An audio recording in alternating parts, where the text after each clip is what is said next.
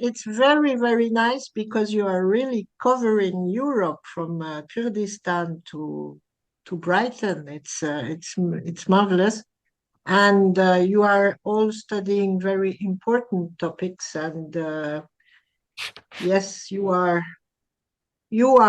our hope.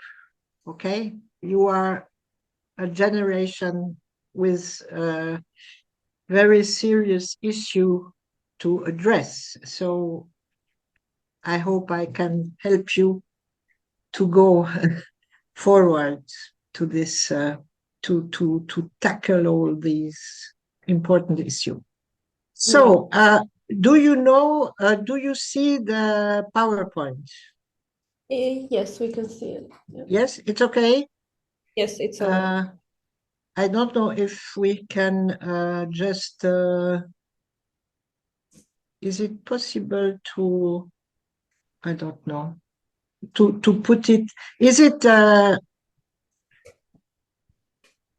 big enough, or wonderful. it will be better if, but I don't know how to manage to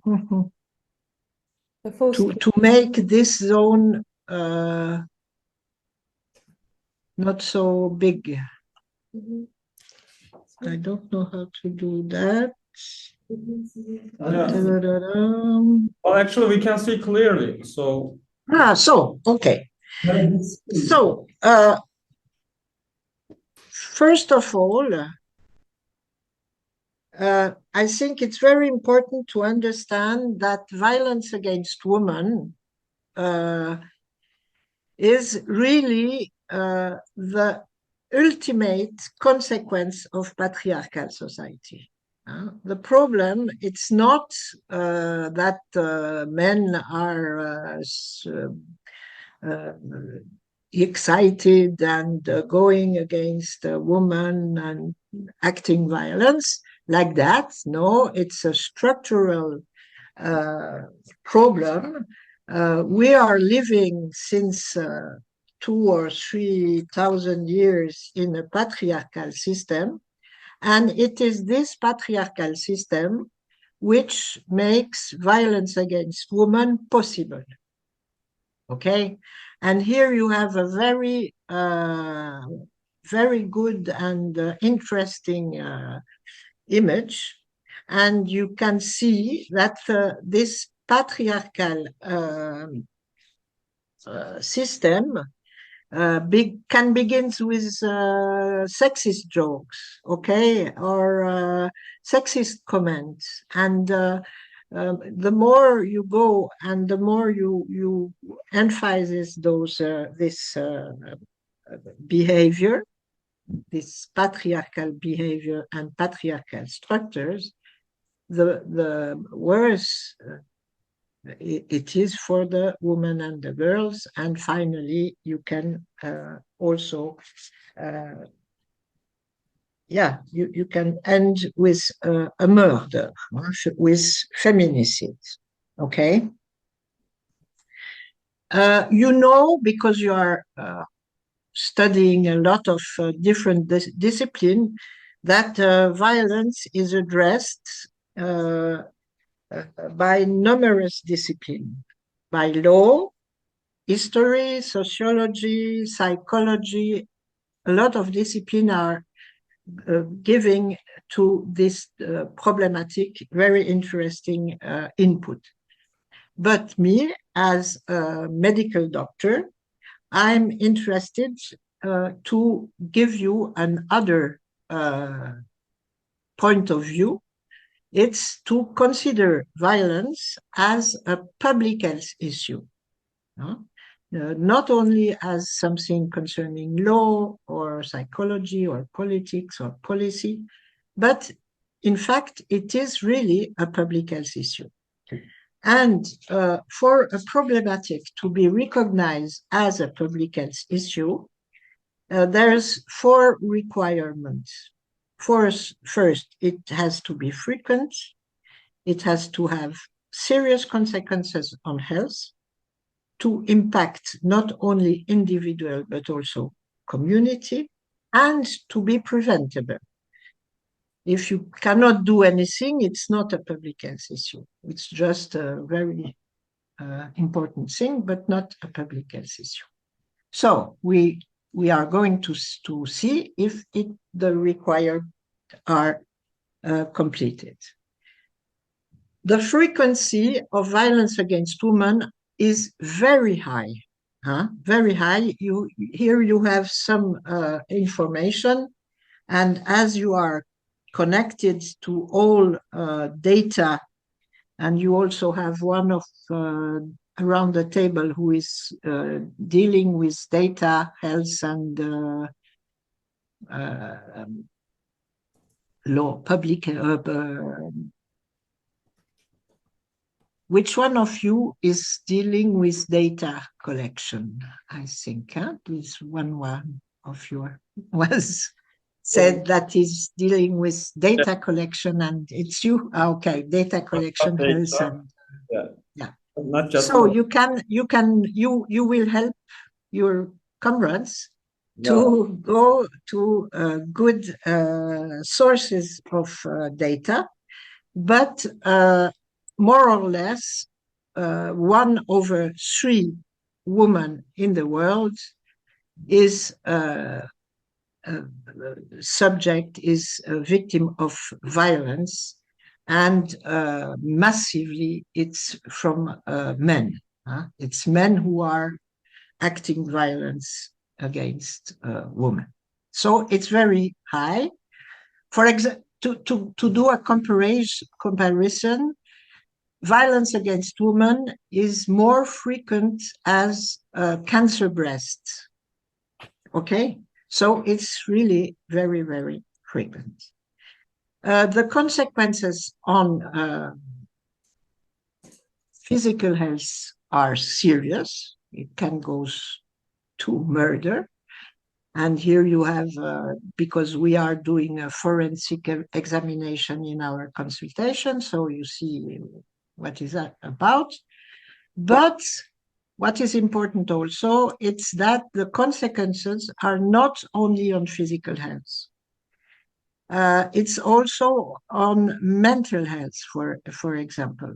A woman who is victim of violence, who is living in a violent environment, is subject to depression, anxiety, suicide acts, etc., and also very frequently to be an addict to alcohol, or addict to substances, to medication, etc. It's also a danger for her sexual and reproductive health. And you see on this design that it is a woman who is pregnant.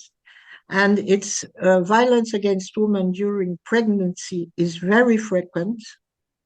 And it's a big danger also for the baby to come. If the mother is victim of violence, the baby to come will be endangered also.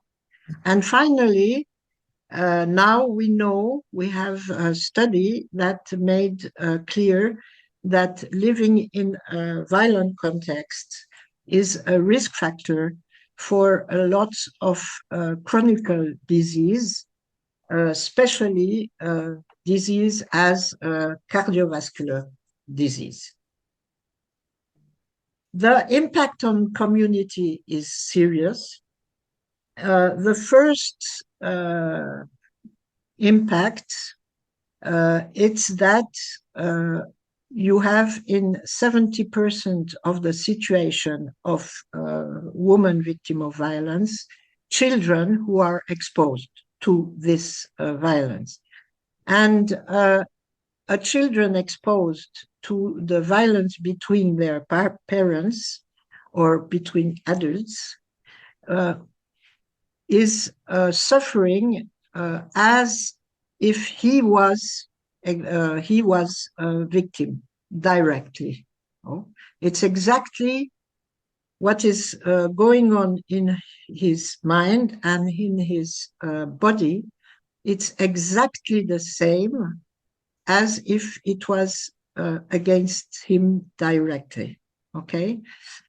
So first, when a woman is victim of violence, if children are there, it's they are both victim of this violence, and with very severe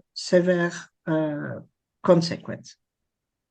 And now we know that we don't know exactly the frequency, but quite high frequency of perpetrators have been exposed to violence when they were children. They were educated in a family where violence was present, where violence was a response to anger, to I don't know, all our emotion, negative emotion.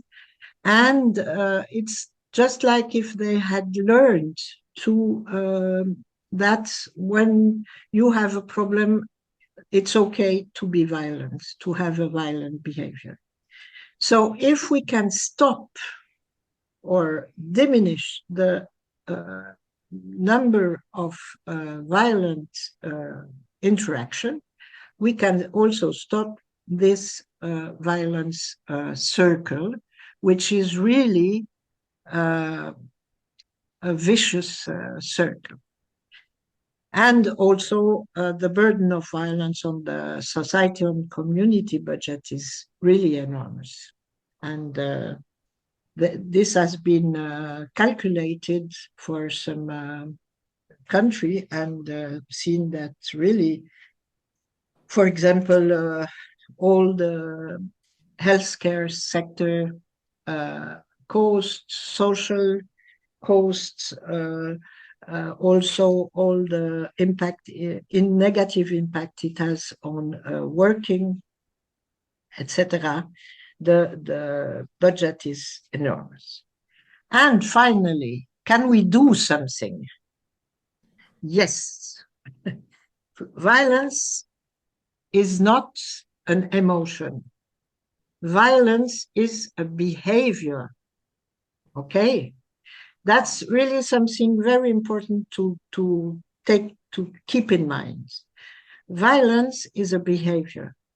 And so you can change, behavior can be changed, okay? You're smoking, you can stop smoking. With your car, you are not a good conductor, you can learn to conduct safely. So you can change your behavior, you can learn to be a non-violent person in your interaction. And to realize that, as we know that it is structural, we have to put on public policies that are fighting against inequality between men and women, to fight against all the patriarchal norms, culture, values, etc. Finally, to can help stop with these vicious behavior. Public health programs, early detection of victims, education of children and young people, that's the most important. If you can put on education system where the stereotypes, gender stereotypes are deconstructed, you will have a young generation which is less violent and less in a patriarchal culture. So all these prevention measures have been evaluated, assessed, and they have shown that it is working. It's not just goodwill. It's not good.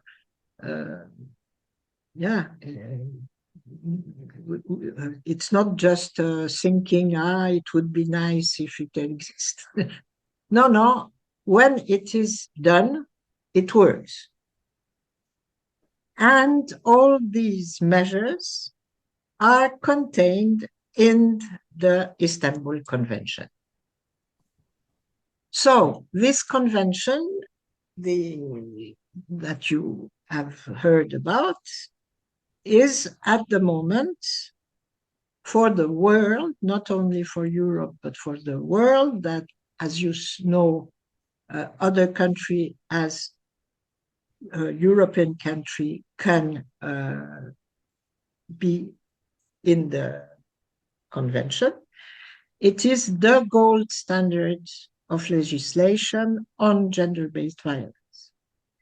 And this convention states that it is violence against women is a violation of human rights. It is based on gender.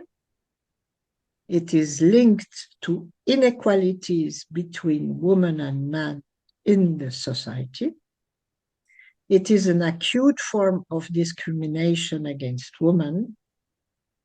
It is the consequences of historically unequal balance of power between women and men.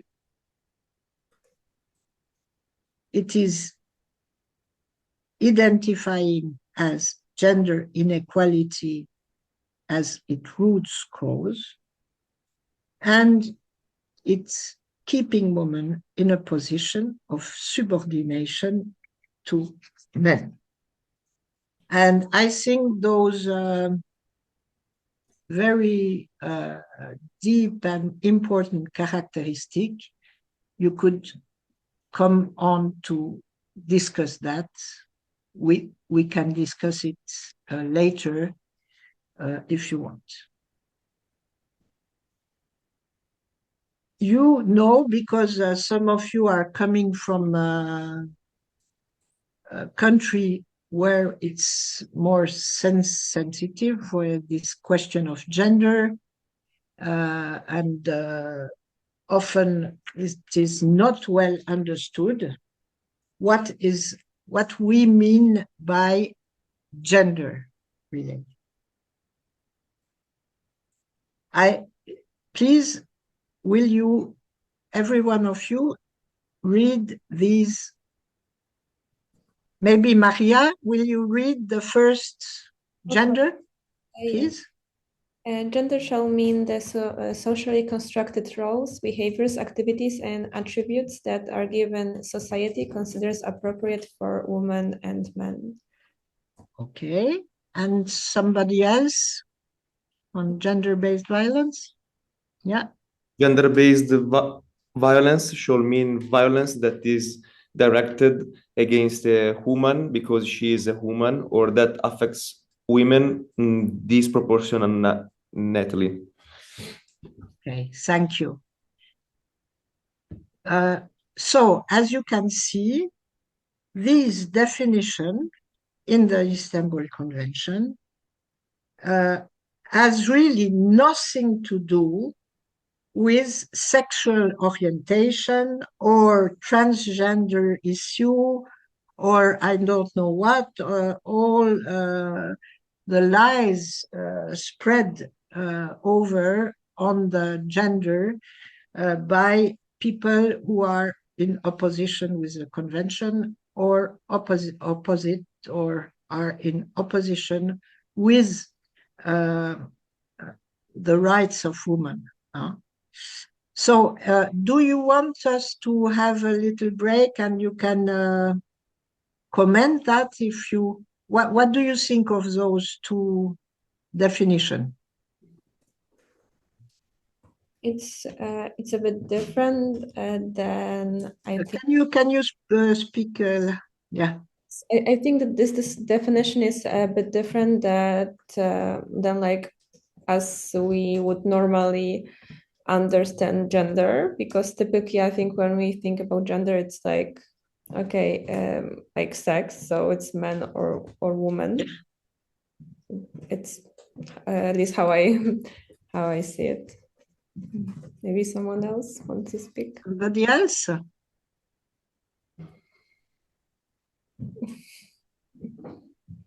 Are you okay with this definition? Because you know that it's a touchy question.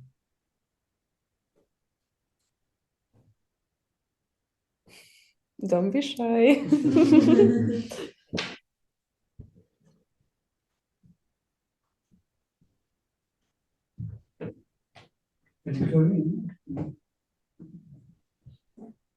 Yeah? Well, maybe I can say a comment, but yeah. Who's speaking? I don't see you. I don't hear you. Voilà. Ah, merci. Voilà. No, I was just saying that I agree with that, because now the idea or the example that just popped in my mind, it's like when we were kids, normally you see like in all the papers, like the games and the toys, the colors, what is blue, what is pink, and how do you have to behave, what do you have to like. And this is kind of like something socially constructed. It's not that I was born liking pink or liking dolls, like just to put an extreme example. But I mean, this is basically what I think when I see this definition, and I totally agree on that, because it's not that you're born with this preferences or with this ideas, but it's something that the society has kind of like put you inside of your head. How do you have to behave? What do you have to do? And so on. What do you have to like? So yeah. Exactly. And also, it's something very bad for boys also. It's not only that we as women are put on a category of good behavior, girl behavior, but it's also for men. A man don't cry, a man has to be tough, don't show his emotions, etc. Mhm. So these patriarchal values are really bad for both of us, not only for women, but also for men. Yeah. Because men are also obliged to have a certain behavior, attitude, etc. And no, we are all different, and a boy can be tender and sensitive, and etc. And without being a sissy. No? Do you want to say something? Probably, I would like to probably make a question. I've always been a little confused. I'm always trying to understand it better. For example, the gender-based violence, we see it nowadays more in countries, especially like in Scandinavian countries, in Finland, in Sweden. It's getting more and more present. I think I've seen a statistic on Eurostat for the last year. Yeah. Denmark, Finland, 40% and even more, which is definitely concerning. And on the other side, the countries considered traditionally more patriarchal, like Greece, Bulgaria. Yeah. We also see that domestic violence, yes, of course, it is a thing, but it's but definitely lower than other statistics. I don't know. Is there something like healthy balance, like healthy patriarchy? I don't know. I really want to know if there is a compromise, because I didn't understand you. I didn't understand the end of your question. if there could be something like healthy roles or healthy compromise, healthy patriarchy, which sounds crazy, but for example, me, when I was little, I always had the choice with my sister toys, with sister dolls or whatever. But of course, I always preferred to play with the ball or with the cards, because it was my no one made me to choose anything. But for example, family values that we have is, I would say I grew up in patriarchal society, patriarchal families, but I've never seen around me any violence, because sometimes the values that we had were to respect even more the woman's role in society, the mother's role, the Yeah, the mother's role, not the definitely woman's role. in the woman's role, what women do and how much they sacrifice.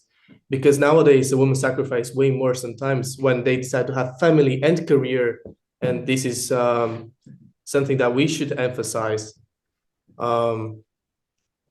First, about the Scandinavian country, that's very well studied, but it's we say the Scandinavian paradox, huh? Yes. Because on one side it's in progress. The equality between women and men is better. It's much equal as in other countries, but violence against women or domestic violence is not decreasing. So that's a real That's why I paradox. was wondering. And there's a lot of different explanation. And if you are interested in this subject, you just can go to an article about the Scandinavian paradox, okay? And you will see the explanation are very interesting and not in contradiction with patriarchal society, okay? Now, another thing is all the patriarchal values in family do not automatically go to violence, okay? It's not automatic. Huh? But you have to understand what it means, something structural, okay? You can have, for example, if you compare it to racism, because a lot of people now around the table are also working on migration, I think racism, etc. Huh? If you think about racism, you can have people who are living very peacefully between white and black, but you cannot say that racism do not exist. You understand? Yes. Okay, so it's the same for unequal power between women and boys. You have a lot of people, and it's very nice, woman and boy, or men and women living peacefully together, and we are very happy of that. But it don't mean that inequality don't exist in the society. Okay? Yeah. Okay. Shall we go through? Sure. So, the aim of the convention is to protect all women, including women with special needs, from all forms of violence, including domestic violence. So also all forms of violence. And as you are a lot with concern with migration, one of the principal topic is to protect also migrant women from violence, because they are more at risk than other, either on the migration way or when they arrive, etc.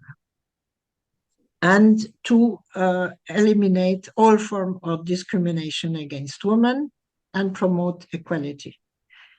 So we are very concerned by migrant women, but also women with disabilities, for example, or LGBT women, all women who are subject of many discrimination are particularly protected by the convention. So here you have the different form of violence covered by the Istanbul Convention. As you see, so you have domestic violence and sexual violence, stalking, genital mutilation. That's also covered by the Istanbul Convention. Forced marriage, and physical and psychological violence, and also all form of economic violence, which is not on the screen, but economic violence is very heavy on women and very important, and we are also looking about this concern about this economic form of violence. The convention also addresses perpetrators. We are concerned by all the program, educational program for perpetrators, for people who are having violent behavior. And as I said, we are also addressing very seriously exposition of children to violence against women.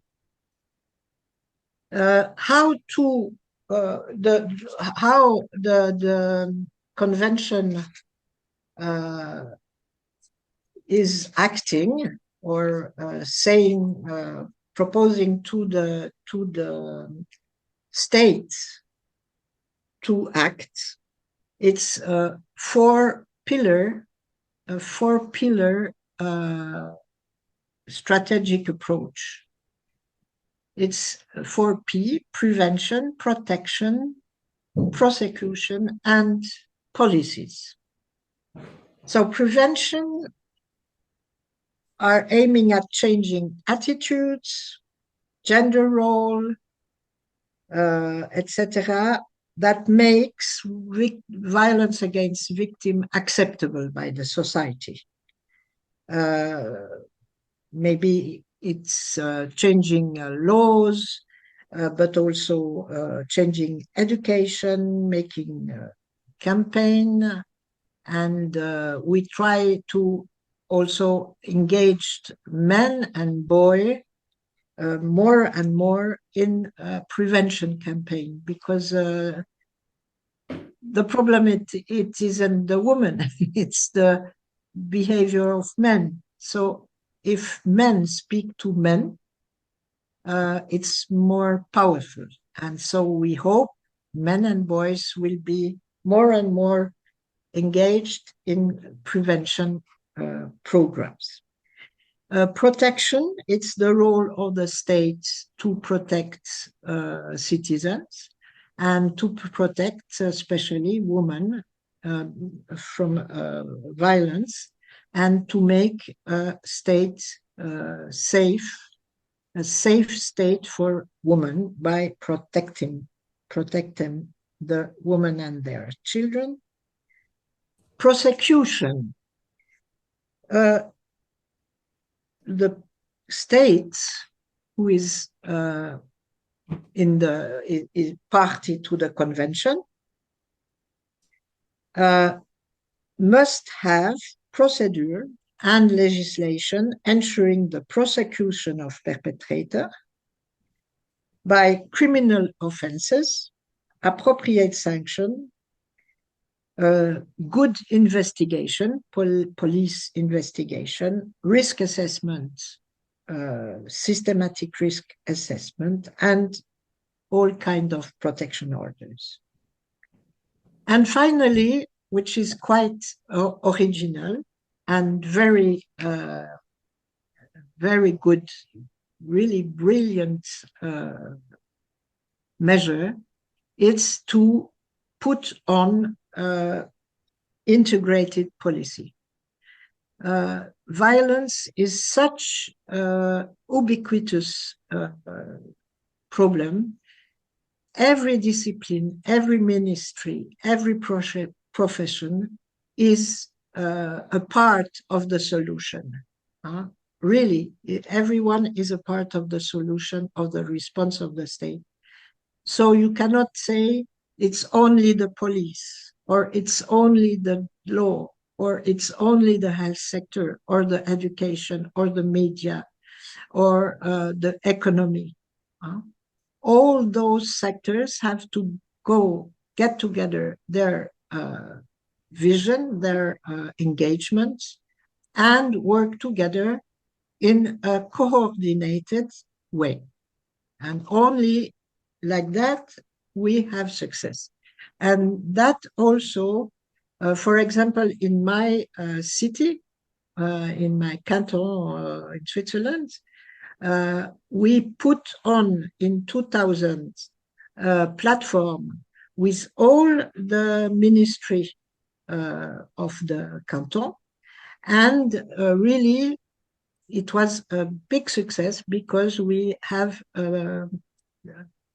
better protection of women because everyone was together, everyone was working together for the same objectives.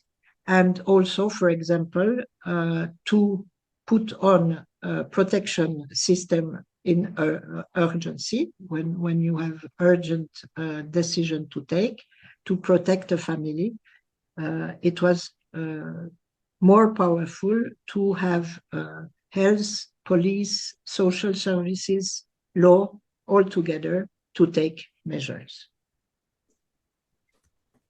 So,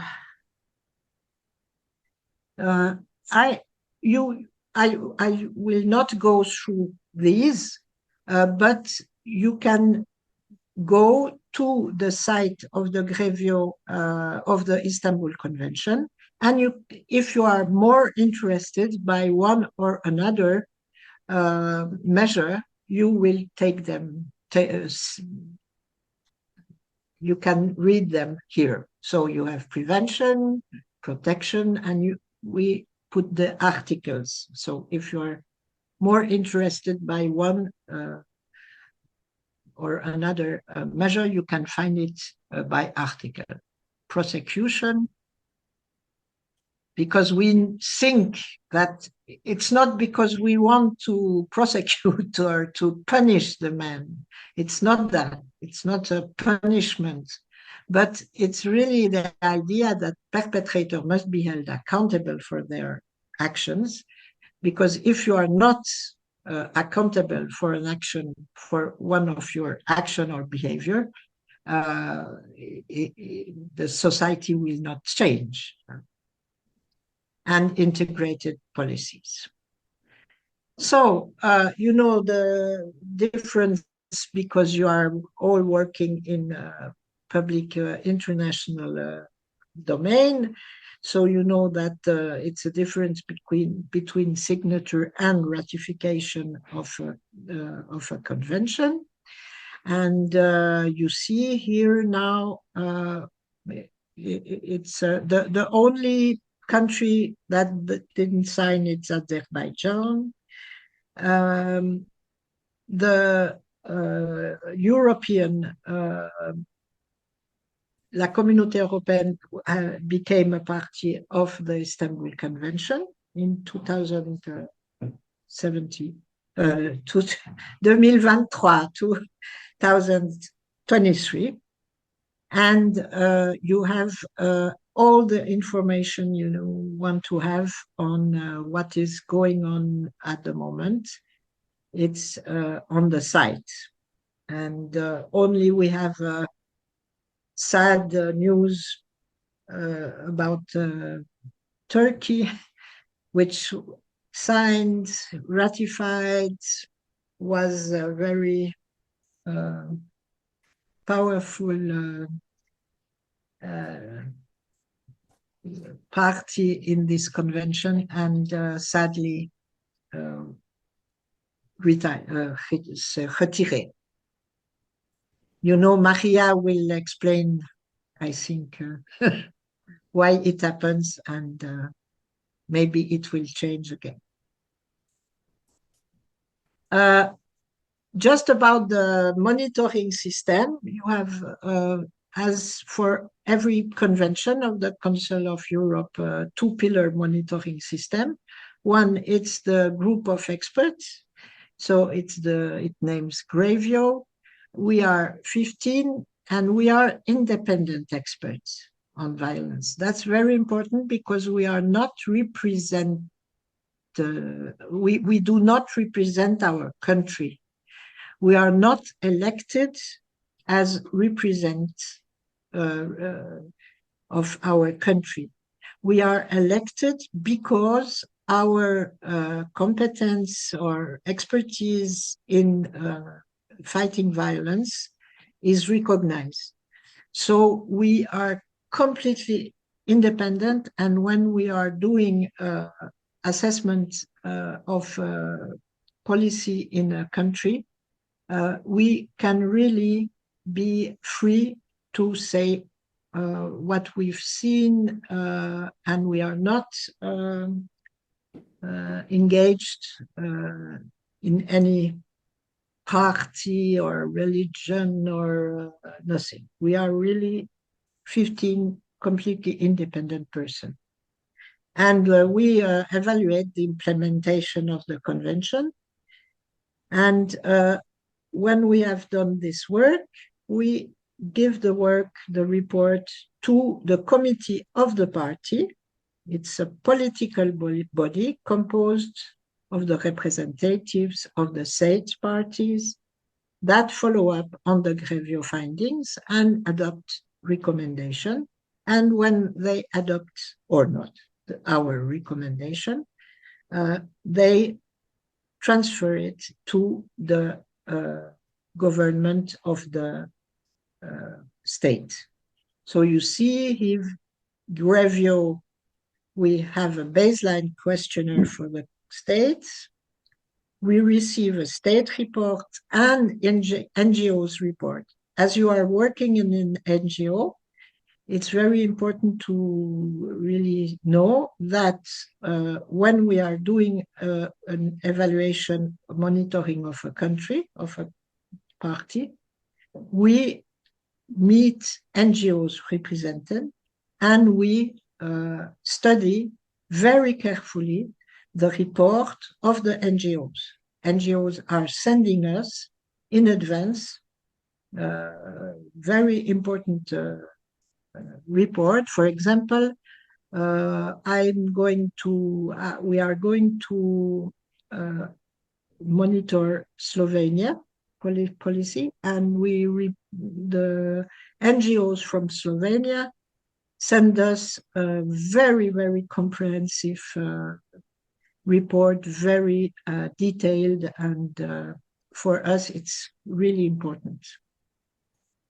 We go to the country, we do the final report, the country can correct things if we had a mistake, and you see finally it's transmitted to the national parliament.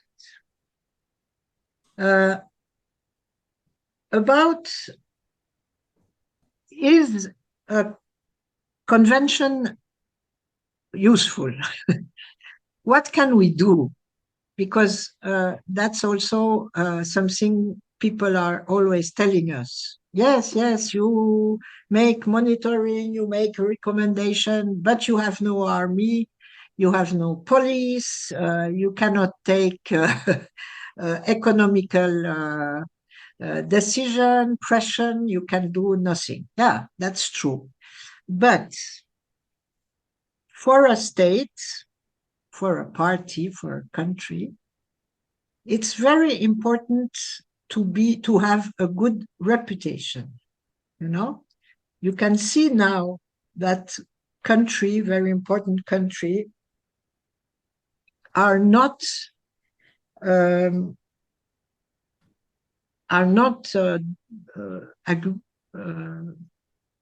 are no longer have no not a good reputation on the international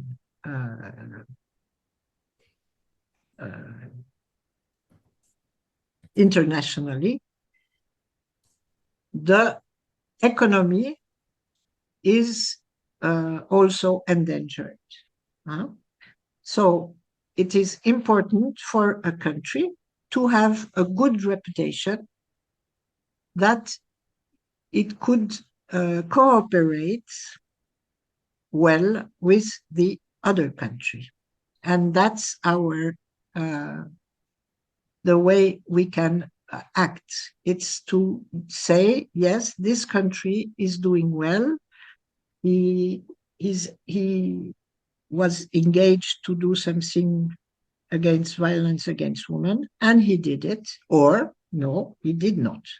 And that's something, it's a soft policy, but it's soft. It's not nothing. And here you have a very, very interesting study done by a study group in Scandinavia. And they study from 1980 to 2025 how the law about rape in Europe changes. You know that it's a sensible question, the law about rape. Is it only a yes is yes, or only a no is no? And it makes a big difference. And they indicate here the changes, positive changes, in the rape law of different European countries. D'accord? And here you have the Istanbul Convention entering in force in 2014, and the Me Too campaign. And as you can see, it goes like that. And this shows that a social movement and a convention, both together, can really be effective. And really, but we need both. We need a convention and a social movement. And both together can really be effective on protection of women. Voilà. Merci beaucoup. So we have 30 minutes to have questions. Maybe first for question you of understanding. For me, I just want to comment on the previous slide, regarding the consent-based definition of rape. That in Poland, unfortunately, we don't have it yet, but we've been like proposing it for years, but it was not accepted, and we have very like ancient definition of rape. So I hope that it will change eventually, because obviously the change of the definition also impacts like the crime itself, that in the countries that have consent-based rape definition, there have been more situations where police actually acknowledge that this was rape, and yeah, I think it's important. No, but you're completely right. It makes a huge difference, really, for prosecution of, and also for the woman. It makes a big difference, because it's a signal of the society saying rape there's zero tolerance. Rape is really a penal thing. It's impossible. We don't accept rape in our country, and if you are a victim of rape, you are the victim. You are not the cause of the rape. You are really the victim, and that's very important for us women, really. And but you see, it maybe if you have a movement in Poland of women, of young women, it could change. Yes, we've been proposing it like in the law act, new like amendment to our criminal code, but it has not been voted, unfortunately. But yeah, maybe in the future, I hope it will change, because it's like a. You have to be positive. You have to think positive. Is there others questions, remark? Yeah. Just going back to this topic, just 1 second, because even though there are some countries, like let's put Spain, that they have this consent-based laws, but still the minority of women that experience rape goes denouncing it. So how can that be changed? Because it's obvious that not only with the laws, which are very important indeed, but it's not only that, because there is still a lot of women that because of fear or because of other reasons, they don't denounce it. What would you say that it's why is that, even though in countries what you as we have now a good idea of a lot of different country, really first it's to have good education and training of police first, and in the police station to have a specialized team with police women, who are specially trained to pour accueillir, where women victim of rape or victim of any sexual violence or violence can welcome in a professional way the woman. That's the first thing. And training of police to do a good inquiry, investigation. Because also one of the problems we see that violence against women, sexual violence, is often not considered as police business. And the police are not doing the investigation in a good way, like they will do for robbery or etc. So training of the police and establishing in the police station specialized staff to welcome the woman. That's the first thing. Second thing, it's to have the same specialized team in the hospitals also. Because often women will not go to the police because they are ashamed. They feel guilty. And so they are coming to the emergency department in the hospitals. So it's the same thing in the hospitals, in the ED, emergency department, obstetrical emergency. We have to teach well specialized team to welcome the woman, okay, and to do the thing and to say and to welcome without judging. That's the first thing, huh? Not to say, as we have heard 1,000 times, oh, but what were you doing at 1 hour in the night at the dancing?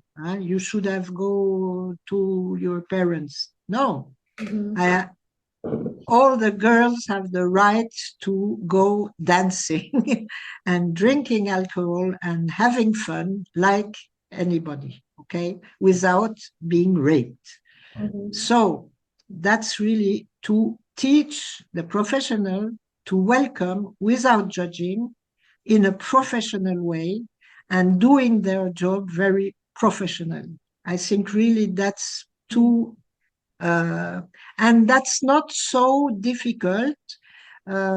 It's not like putting on a scanner or I don't know what, you know, it's not, it's not very, you don't need incredible resources. You need good professional with good sensibility to this topic and well-trained. Yeah.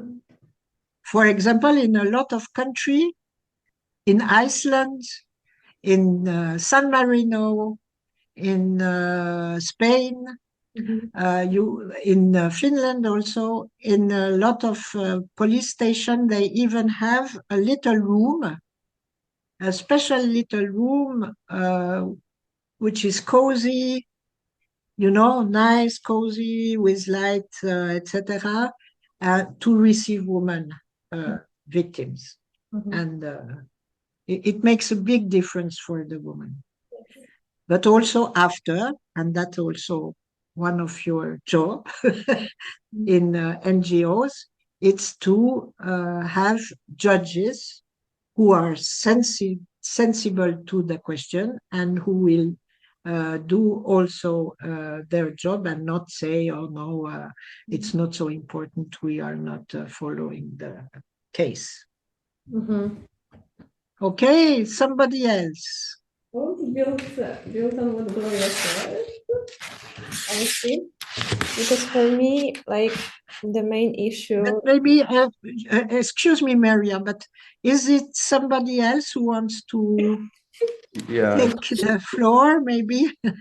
Excuse me, Maria, but it's important that everybody can express. Yeah. Hi, yeah, I have a question on the balance between carrot and the stick, has to say, because for sure, as you said, we must implement some policies to introduce at a very early stage of life in the high schools, for example, affective courses, and that can sensibilize children on this topic. But this process is very long, as we know, and for example, for me, it's very difficult to speak about this with the older generations. For example, my father, but not my father in particular, but people that are now in their 50s. So, and for example, in the last year, Italy introduced the crime of feminicide.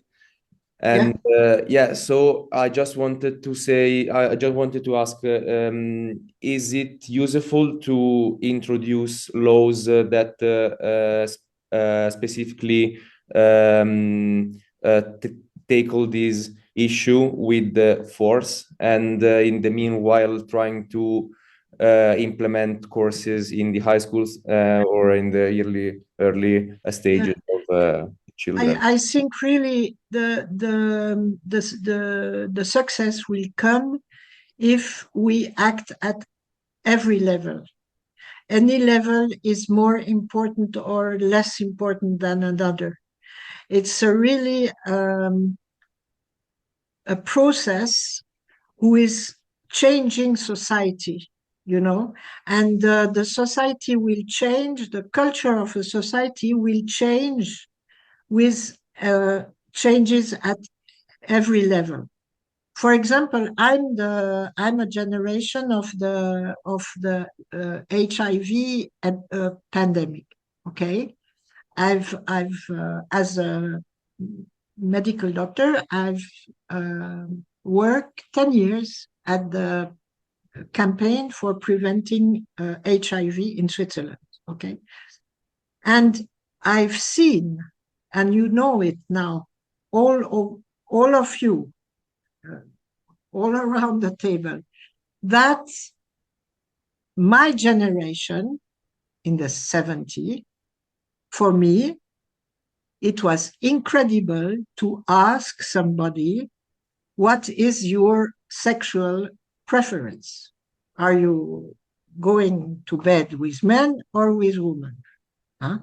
It was something completely impossible, very, the gay people or lesbian women were completely ignored, stigmatized. You cannot say that you were gay at your office, etc.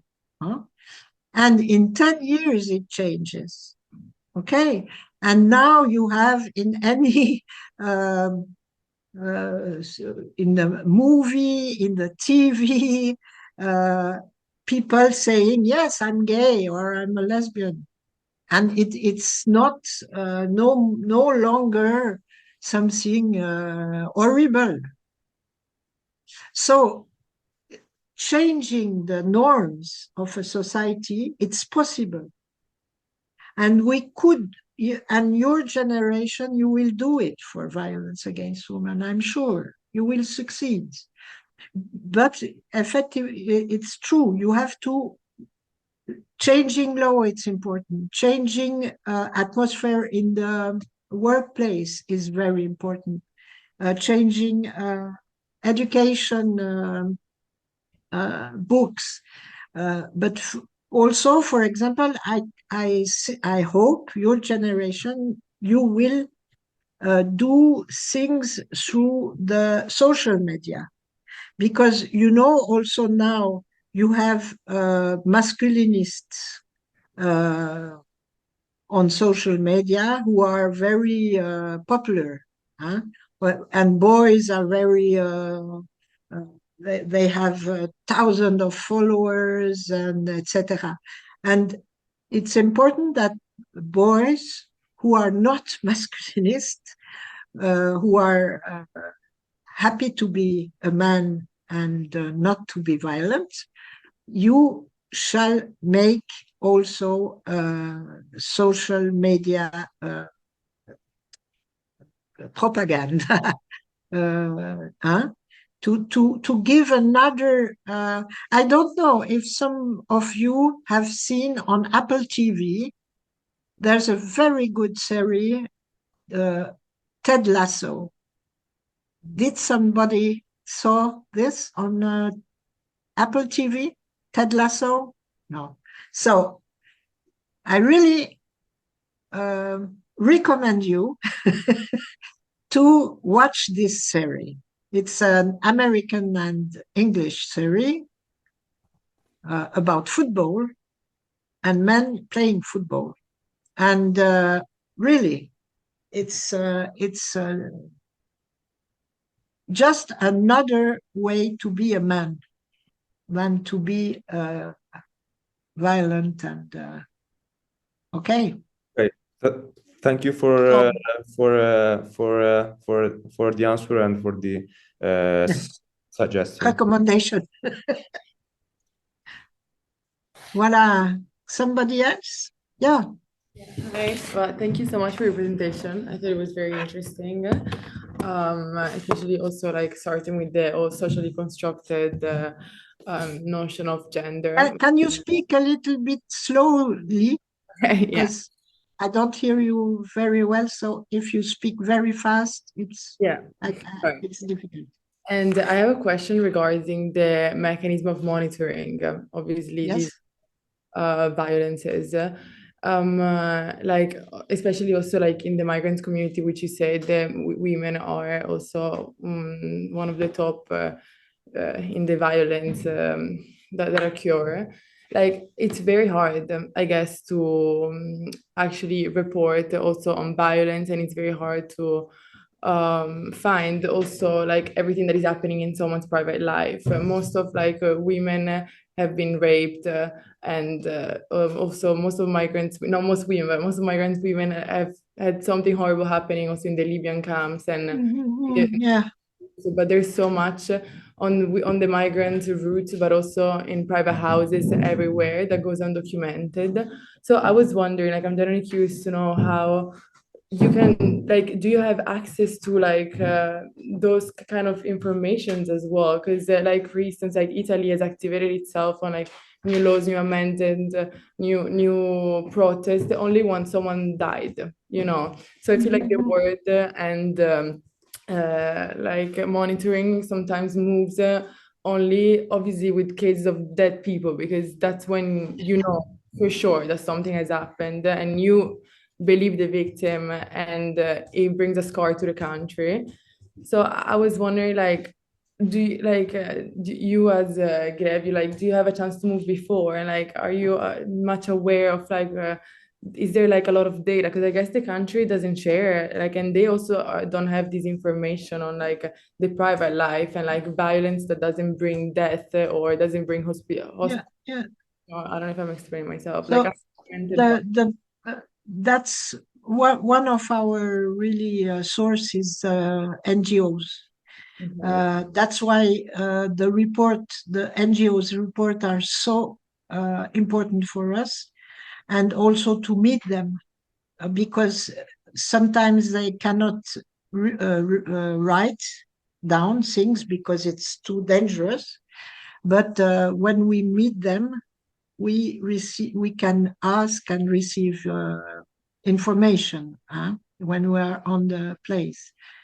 And we are also working with Greta, you know, for human trafficking experts. And so maybe we can, if we have doubt or if we want to have more information, we ask Greta, the other expert group. We are also trying to have information about it. It can happen that in law institution or even police, you have good people. Yeah. And good people who are giving information, but you know that at the moment Europe is really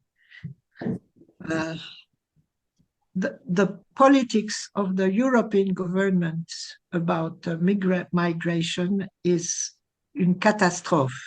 It's a catastrophic. Yeah, but yeah, there's no reason that it would be, but really to empower NGOs, empower people who are on the fields, listen to them, give them a voice. Also try to use the social media to inform about things. I think it's all we can do. Yeah.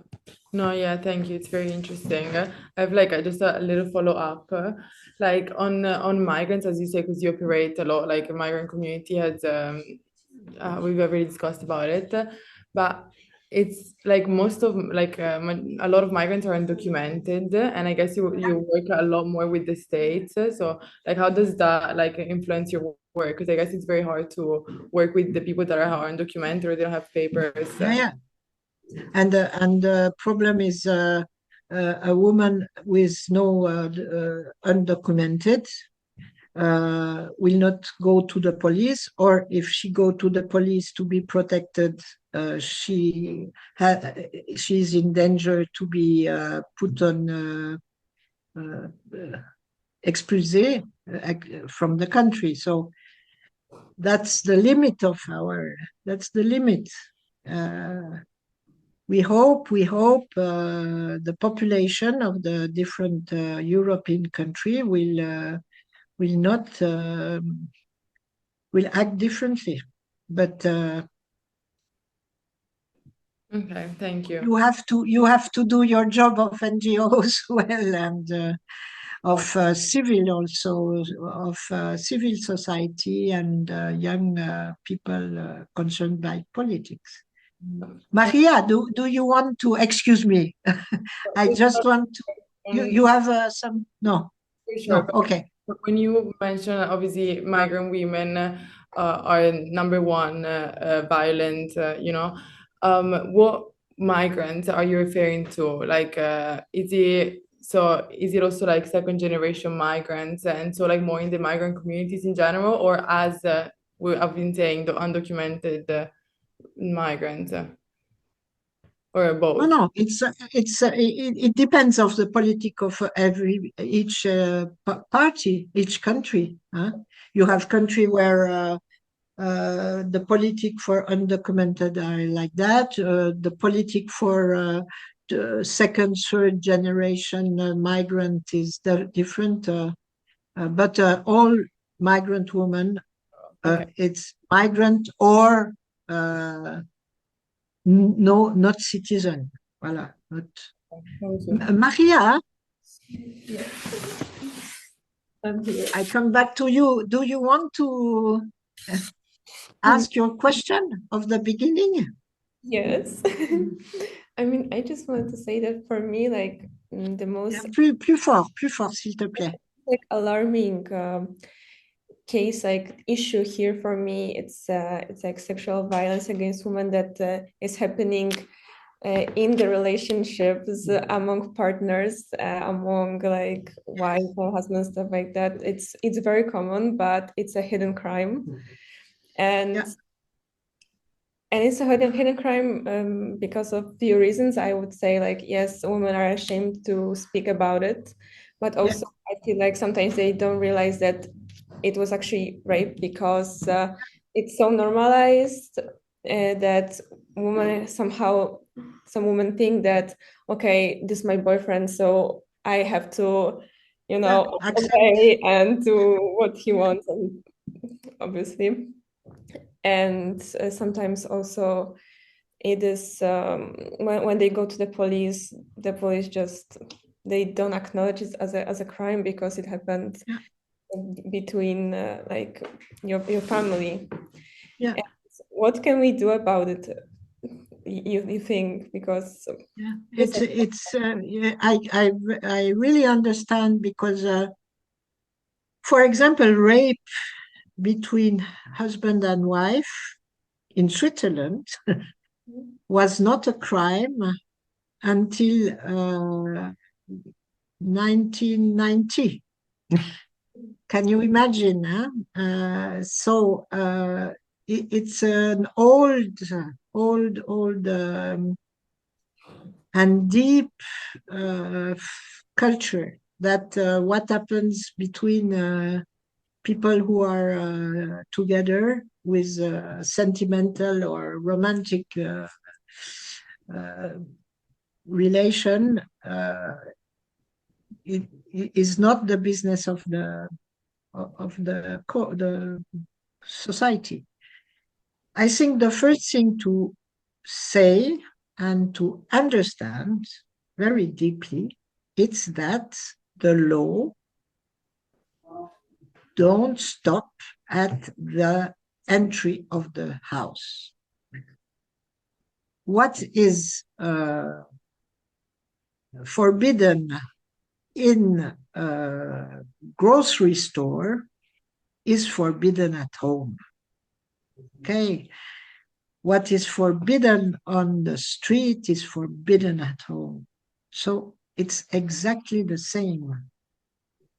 And it's not because you have romantic or relationship with somebody that the law is not must not be applied. And to constrain somebody, it's forbidden by law. It is a penal thing. So even if it's your boyfriend, your husband, he has no right to constrain you to anything.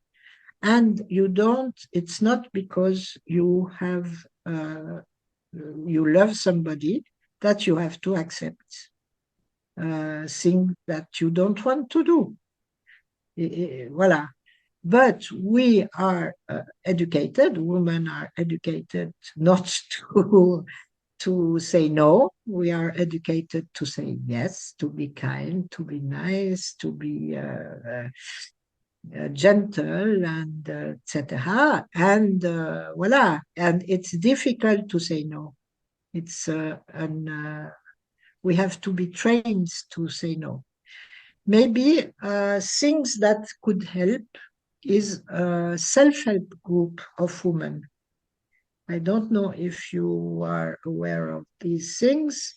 NGOs are organizing self-help group of women, and you meet one evening in the month, or I don't know, to speak about what you are living, how it is going with your husband or boyfriend, or with your boss at the workplace. It's also very often that at the workplace we say, oh no, I will not say no because after he will be angry with me, etc. So self-help group can help also. Okay. Thank you. Another, somebody else? Yes, probably one last thing. No. Okay, it's okay. Okay, I'm sorry. You mentioned a few things that I really, really liked, and I would love to emphasize, especially about the fact that probably men should speak to men about this. Yeah. Because until now, what we know, unfortunately, most of the people that try to combat and tackle this issue are still women. Yeah. Women fighting for women, because women are the victims. And sometimes men don't realize that this happens to women that are our colleagues, our friends, our closest people. And men sometimes leave this aside, as you said, in the police or institutions. It's not sometimes considered. It's sometimes considered out of our zone of scope of work, unfortunately. And you also mentioned the social media propaganda sometimes about the masculinities. Probably one thing that men can do to tackle this is to showing a real example of, if you want to be masculine, if you want to be that masculine and strong, and there is nothing wrong about wanting to be, I don't know, good looking, masculine or whatever. But Exactly. if you want to be a real man, then you should, and you want to have a strong personality. That means that you shouldn't step on someone else to prove yourself. Exactly. And I think you're totally right that probably men should start getting more involved in order to be heard by other men. Because we know men's psychology and how we work, and unfortunately most of the times when we try to say one thing, sometimes we will do the people that listen will do exactly the opposite. Yeah. But when men try to prove that we can be example, that's we should find a way to make it someone listen. And I have great hope in you and your friends and generation, men all around the table, that I'm sure you will be able to give this message. I can be tough, sexy, good-looking man, etc., and I respect the And woman. still be a gentleman. Yeah, but and respect women and don't be violent, and really go and watch Ted Lasso, Okay, thanks for the suggestion.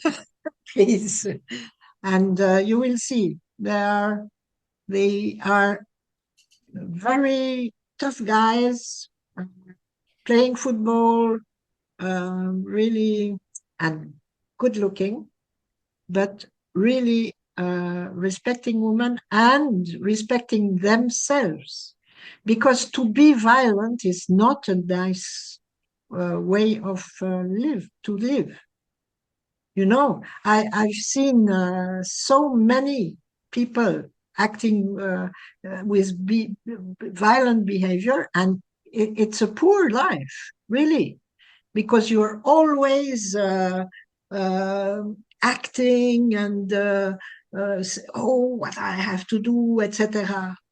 It's not an interesting life. It's not an interesting way of life, of living. So really, to have a good life, it's better to respect people and to respect themselves, and go and spread this message.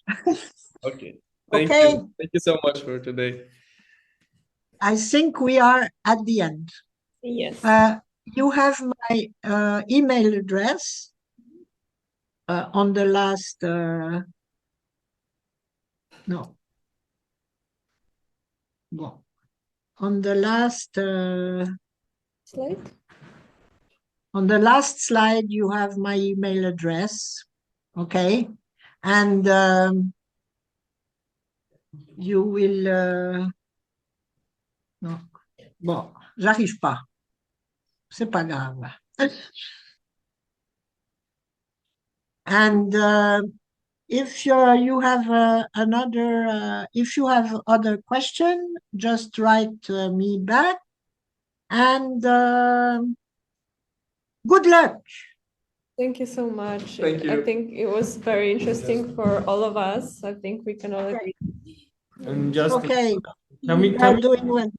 Can we publish this session in our website? Is it okay? Yes. Okay, thank you so much. Okay. Okay. Bye-bye. Thank you. Have a good weekend.